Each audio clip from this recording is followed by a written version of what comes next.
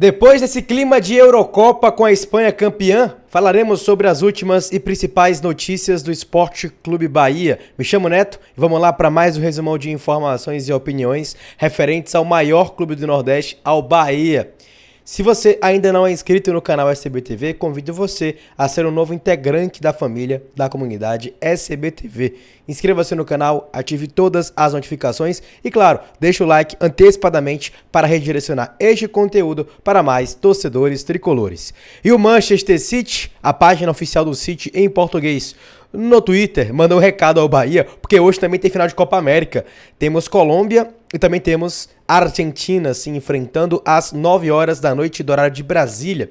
Então Santiago Arias deve estar aqui em Salvador, né, na terça-feira, ou até na quarta, já voltando aos treinamentos. Lembrar vocês que o Bahia volta aos treinos apenas na quarta-feira. Serão 2 ou 3 dias de folga em relação ao jogo de ontem contra a equipe do Cuiabá, né? Depois de muito tempo, o Bahia vai ter uma semana cheia aí para trabalhar em relação a outro confronto.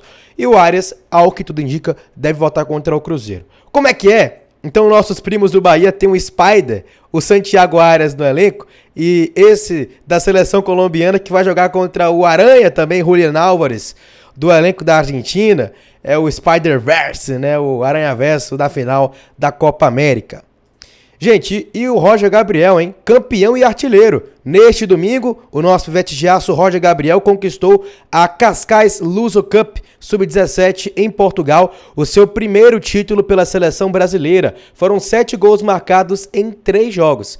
Queria destacar essa questão da base, né, cara? Acho que quando voltar, o Roger muito provavelmente vai ter oportunidades, né, de estar relacionado ao time titular, o time profissional, na verdade, e tendo essa vivência. Claro que tem que ter, né, a devida paciência e lapidação, mas é uma joia muito importante do Bahia. Assim como outros jogadores, como o Sidney, que está machucado, assim como o Jota e outros profissionais que podem acabar recebendo oportunidades no time titular. Gostei do Ceni falando sobre esse tema em relação à base no dia de ontem. Bora conferir. Ok, Rogério? sim.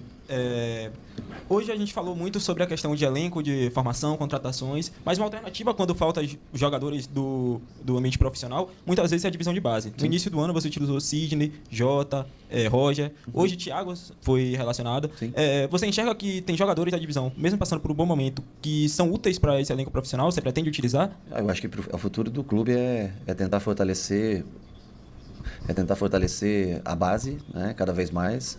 O Roger, por exemplo, estava na seleção, o Thiago foi relacionado, o Jota e o Sidney vêm de lesões bem recentes, estavam se recuperando até, esses dias o Jota começou a treinar agora. Eu acho, tá, minha opinião, gostaria que a gente tivesse, eu acho que no futuro tem que ter 5, 6, 7 jogadores de base, 30, 40% do elenco formado com jogadores de base, mas nós temos que alcançar um nível técnico que eles possam entregar numa Série A de Campeonato Brasileiro, né? Então, assim que nós tivermos condições de inserir jogadores nesse contexto, sem dúvida é o objetivo do clube, é o que vai trazer recursos, é o que vai fazer o Bahia seguir firme eu acho que com o passar do tempo é muito importante. Jogador de base hoje é fundamental. Você vê, o Palmeiras talvez seja o maior exemplo disso no momento, né?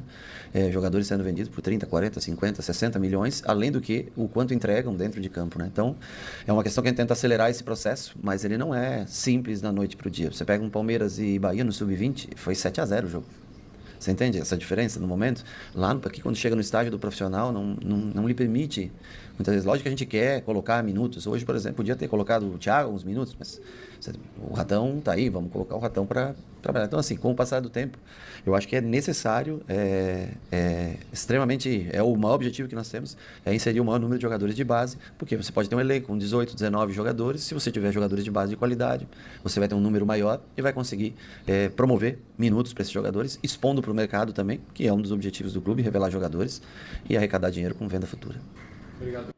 Tá aí, o técnico Rogério Ceni falando abertamente sobre essa questão, né? Que ainda existe margem para evolução técnica e formação do Bahia nas categorias de base. Cássio Cardoso analisa a derrota de Bahia 1, Cuiabá 2 no dia de ontem. Derrota inquestionável do Bahia. O time não funcionou. Já começou o jogo ofertando oportunidades em sequência ao Cuiabá, apresentando, além de lentidão e falta de concentração, um desentrosamento flagrante. Talvez pelas escolhas dos 11 iniciais. Cicinho, Iago e Ademir foram titulares no lugar de Gilberto, Juba e Everaldo suspenso. O primeiro tempo foi tenebroso, não só por conta dos jogadores que entraram, mas também por causa deles. o Bahia saiu perdendo por 1-0 e ainda estava no lucro. Após o intervalo, com trocas necessárias, Biel e Gilberto em lugar de Ademir e Cicinho, o Bahia sugeriu que faria a história contra o Cuiabá ser diferente. Empatou cedo com Jean Lucas e incendiou os quase 49 mil pessoas presentes na Fonte Nova. Deu nem tempo para cantar 2 músicas e Isidro Pita, que já tinha feito um gol e outros perdidos, saiu na cara do gol e desempatou. Daí pra frente o Bahia, pouco produtivo, que circulou muita bola, mas atacou pouco a última linha do Cuiabá. Muita gente e pouco inspirada.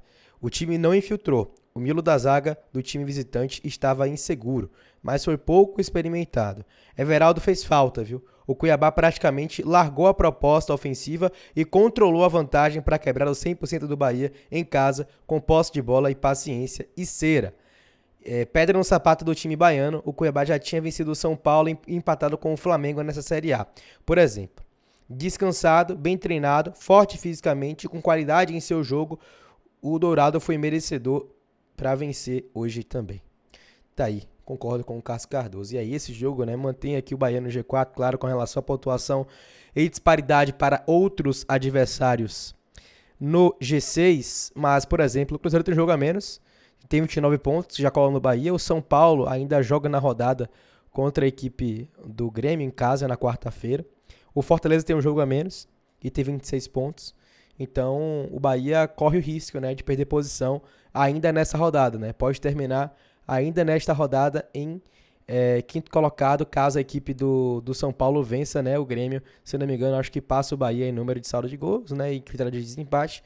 Então, por conta disso, acontece essa possibilidade, ocorre essa possibilidade. Então, Botafogo e Palmeiras se enfrentam, o jogo também para ficar de olho, assim como Fortaleza e Vitória, e depois ainda os jogos ficarão a menos, por conta de Inter e Flamengo, Fluminense e Atlético Paranaense, por conta dos jogos envolvendo, né, a Copa do Brasil. Para encerrar o conteúdo de hoje, o Biel desperta interesse de equipes da Espanha, como Valência, Atlético de Madrid e Sevilha, de acordo com a informação do Ekran Conur, ele que é jornalista da ESPN e também do portal Goal, e também consumidor do futebol, né? Mundial, como ele coloca aqui no seu Twitter. O turco trouxe essa informação na tarde deste domingo. O Biel, que tem sido destaque para o Bahia, se saiu machucado no jogo de ontem. Aguardemos maiores informações. Muito provavelmente, ainda essa semana, mais informações e detalhes sobre o Biel. E o Tricolor, contando com o Biel, tem sido muito importante. Ele fez falta no jogo de ontem como titular, né? É o cara que precisa de menos minutos para participar de um gol no Brasileirão. É o jogador sub-23 com mais assistências e participações em gols da Liga.